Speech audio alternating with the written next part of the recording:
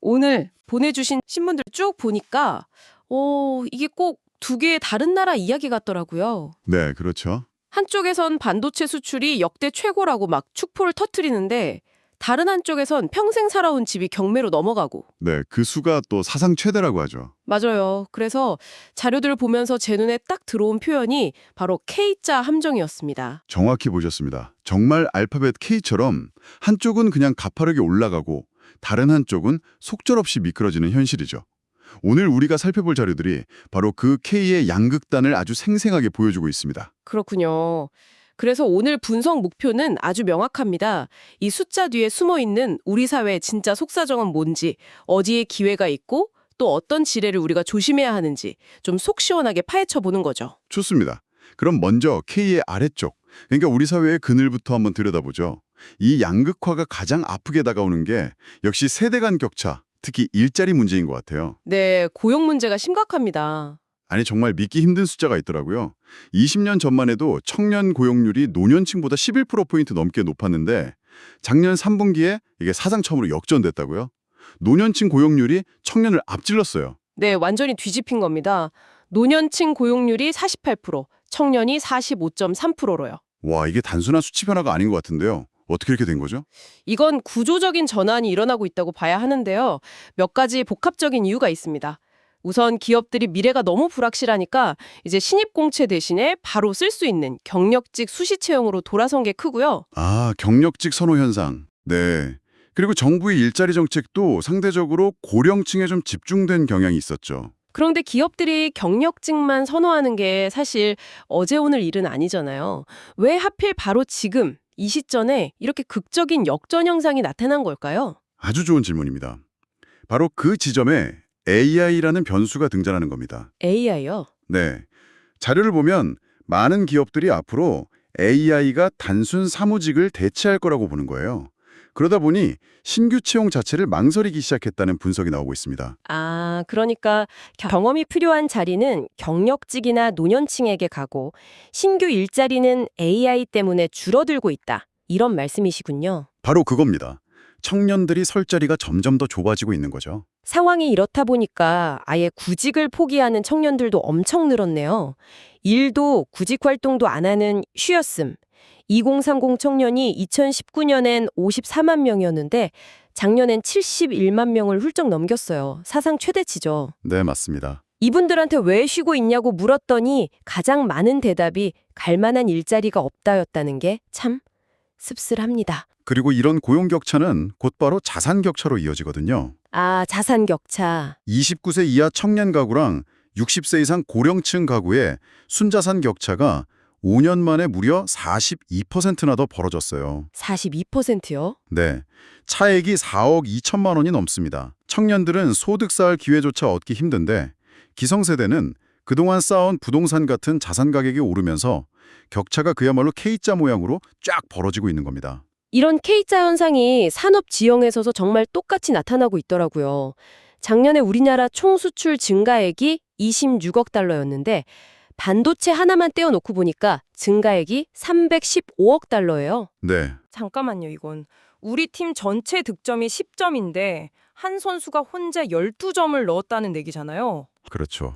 다른 선수들은 다 마이너스였다는 뜻이죠. 한국 경제가 정말 반도체라는 한 선수에게 모든 걸 의존하고 있다는 아주 아찔한 그림이네요. 그게 바로 반도체 착시 효과입니다. 그리고 그 스타 플레이어가 버는 돈은 대부분 어디로 가겠습니까? 수도권이겠죠? 맞습니다. 수도권으로 흘러들어가죠. 지역 내 총생산, GRDP의 수도권 집중도가 역대 최고 수준에 육박하면서 지방 경제는 점점 더 말라가고 있고요. 심지어는 돈을 빌리는 금융시장에서조차 K자 현상이 나타나요. 금융시장이요? 네, 금융당국이 가계대출을 조이니까 은행들이 가장 먼저 신용 낮은 서민들의 대출문부터 걸어잠궜습니다. 특히 인터넷은행은 저신용자 대상 신규 대출을 2년 새 절반 넘게 줄여버렸어요. 결국 이런 구조적인 문제들이 한꺼번에 터져 나온 게 바로 역대 최대 규모의 강제경매 사태인 것 같습니다. 네, 그렇죠. 작년에만 아파트나 빌라 같은 집합 건물이 3만 8천여 채나 경매로 넘어갔다는데 통계 작성 이래 처음 있는 일이래요. 3만 8천 채. 네, 특히 서울과 경기에서 각각 1만 건을 넘겼는데 여기엔 전세 사기 피해자들이 보증금이라도 건지려고 울며 겨자 먹기로 신청한 경우도 많았다고 하니 정말 안타깝습니다. 네.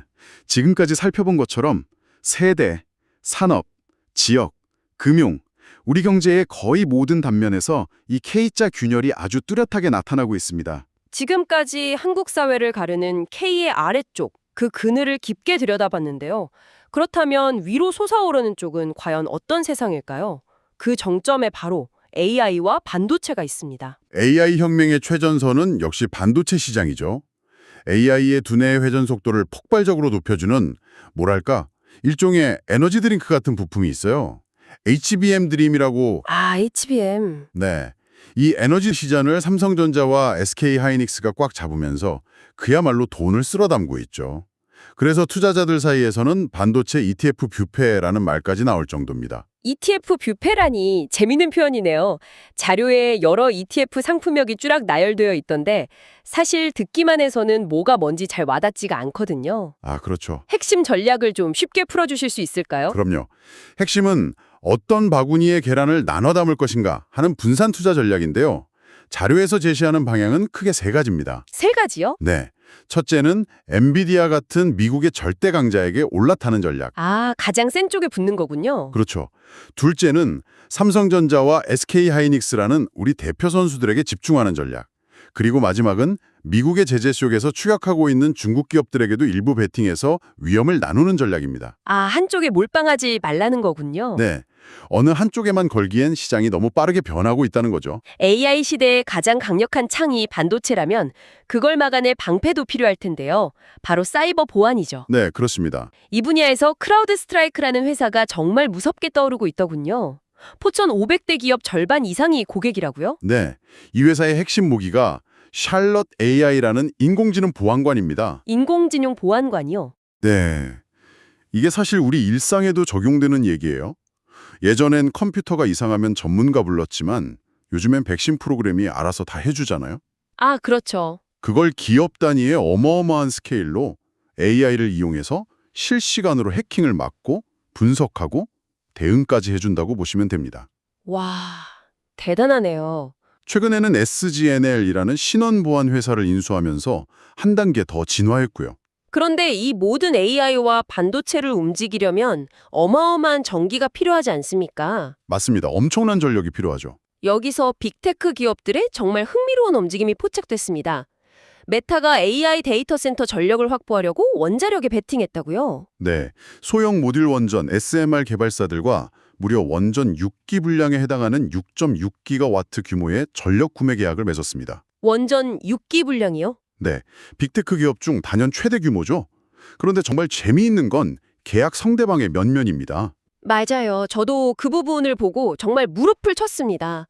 계약사 중 하나인 테라파워는 빌 게이츠가 만든 회사고 오클로는 챗 GPT를 만든 샘 올트먼이 투자한 회사잖아요. 바로 그겁니다. 결국 AI 시대를 이끄는 사람들이 전력 문제까지 직접 해결하겠다고 나선 셈이죠. AI라는 K의 위쪽 꼭대기에 있는 사람들은 기술 개발뿐만 아니라 그 기술을 뒷받침할 에너지 인프라까지 선점하면서 격차를 더 벌려나가고 있는 겁니다. 한편 이런 흐름에서 소외된 중국은 어떻게든 자체 생태계를 만들려고 안간힘을 쓰고 있네요. 그렇죠. 미국의 제재 속에서도 정부가 밀어주는 GPU 업체 비런 테크놀로지나 AI 스타트업 즈프 AI 같은 회사들이 홍콩 증시에서 주목받고 있습니다. 결국 AI 기술과 에너지를 둘러싼 이런 빅테크들의 전쟁은 단순히 기업 간의 경쟁으로 끝나지 않는 것 같아요. 네, 이게 국가대항전으로 번지면 바로 지정학의 문제가 되죠. 특히 자료에서 여러 번 언급된 트럼프 행정부의 등장은 이 기술 전쟁에 아주 예측 불가능한 변수를 던지고 있습니다. 맞습니다. 트럼프 행정부의 아메리카 우선주의가 어떤 파장을 낳는지 보여주는 대표적인 사례가 바로 베네수엘라 사태입니다. 베네수엘라요? 네, 미국이 마두로 대통령 체포 작전을 벌이니까 독재 정권이 무너질 거라는 기대감에 베네수엘라 증시가 일주일 만에 169%나 폭등했어요. 169%요. 와. 그래서 트럼프 대통령은 엑슨모빌 같은 미국 기업들한테 들어가서 재건 사업을 하라고 독려했지만 기업들은 오히려 주저하고 있습니다. 왜죠? 돈 벌 기회인데. 과거에 자산을 몰수당했던 트라우마가 있기 때문이죠. 아, 그렇군요. 이란 상황도 정말 심상치 않네요. 경제난 때문에 시작된 반정부 시위가 격화되면서 수백 명의 사상자가 나오고 네, 정부는 사형까지 언급하며 강경 진압에 나섰죠. 여기에 트럼프 대통령이 군사 개입 가능성까지 시사하면서 정말 일촉즉발의 위기감이 감돌고 있습니다. 바로 이 지점에서 한국계 최초의 미 상원 의원인 앤디 김 의원의 날카로운 경고가 나옵니다. 앤디 김 의원 어떤 이야기였죠?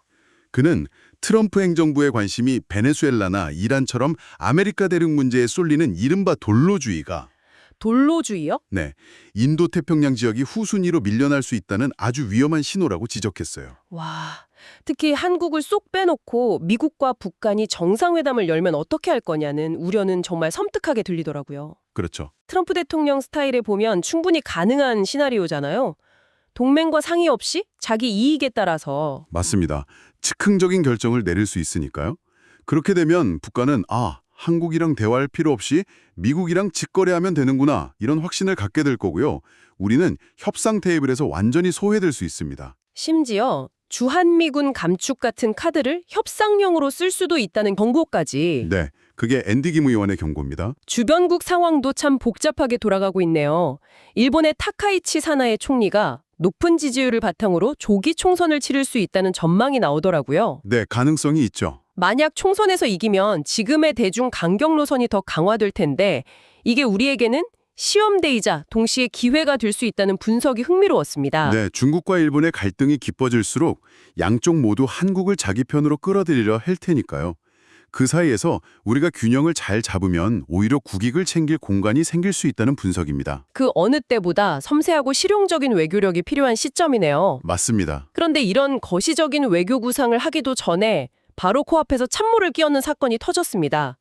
북한이 갑자기 한국 무인기가 우리 영공을 침범했다면서 사진 몇 장을 공개한 건데요. 네, 새로 출범한 이재명 정부의 남북관계 개선 구상에 시작부터 재를 뿌린 셈이죠. 하지만 전문가들이 그 사진에 분석해보니까 중국산 장난감 드론 동체에 삼성 메모리 카드를 그냥 얼기설기 붙여놓은 조악한 수준이었다고 합니다. 아, 그래요? 네, 군사적인 가치는 거의 제로에 가깝다는 거죠.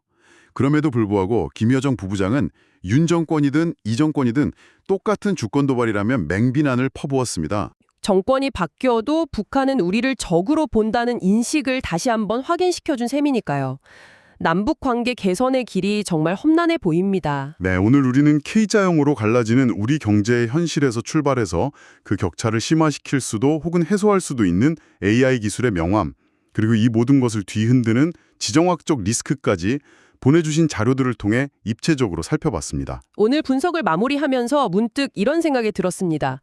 오늘 우리가 본 것처럼 특정 기술, 특정 산업, 특정 세대에게만 부와 기회가 쏠리는 이 K자형 현상은 과연 한국만의 문제일까요? AI 혁명과 지정학적 변화가 이 흐름을 더 가속화한다면 앞으로 우리는 K의 위쪽과 아래쪽 중 어디에 서게 될까요? 어쩌면 더 중요한 질문은 이것일지도 모르겠습니다. 이 벌어지는 격차를 그저 지켜만 봐야 하는지 아니면 우리 모두 함께 위로 향하는 길을 만들어낼 수 있는지 이 질문을 청취자 여러분께 남겨드리며 오늘 분석을 마칩니다.